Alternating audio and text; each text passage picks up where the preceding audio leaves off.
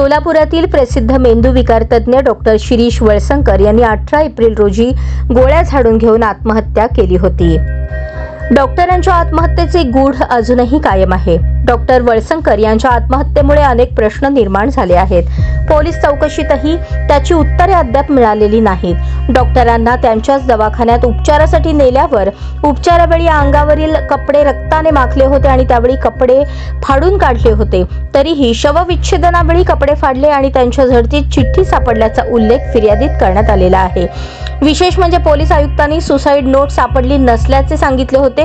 त्यामुळे suicide note नेमकी सापडली कुठे तसाच संशय पिस्तूल बाबत आहे। त्यामुळे या प्रकरणाचा गुंता वाढत चालला आहे। पोलीस त्यावर काहीही बोलताना दिसून येत नाहीत। डॉक्टर शिरीष वळसंकर यांच्या आत्महत्या प्रकरणात हॉस्पिटलची प्रशासकीय अधिकारी मनीषा मुसळे हिला अटक करण्यात आलेली आहे।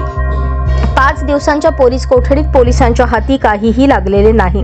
त्यामुळे पोलिसांनीच मनीषा मुसळे माने हिच्या न्यायालयीन कोठडीची मागणी केली। मुसळे माने हिच्या वकिलांनी तिच्यावरील आरोप फेटाळून लावत जामिनासाठी अर्ज केला आहे।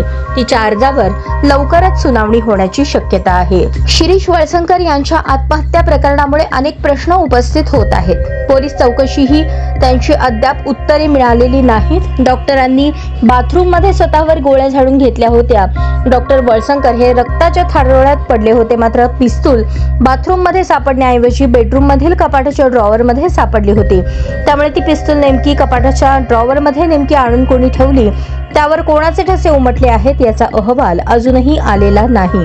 रक्ताच्या थारोळ्यात पडलेल्या डॉक्टरांना त्यांच्याच रुग्णालयात उपचारासाठी नेण्यात आले। त्यावेळी डॉक्टरांच्या अंगावरील कपडे रक्ताने माखले होते, त्यामुळे ते कपडे फाडून उपचार करावे लागले। पण फिर्यादीत उल्लेख नेमका उलटा आहे। शवविच्छेदनावेळेस कपडे फाडले आणि त्यावेळी घेतलेल्या झडतीत चिठ्ठी सापडल्याचा उल्लेख करण्यात आला। त्यामुळे सुसाईड नोट बाबत सुद्धा संभ्रम निर्माण झाला आहे। डॉक्टर वळसंकर आत्महत्या प्रकरणात एक हाय प्रोफाईल केस आहे।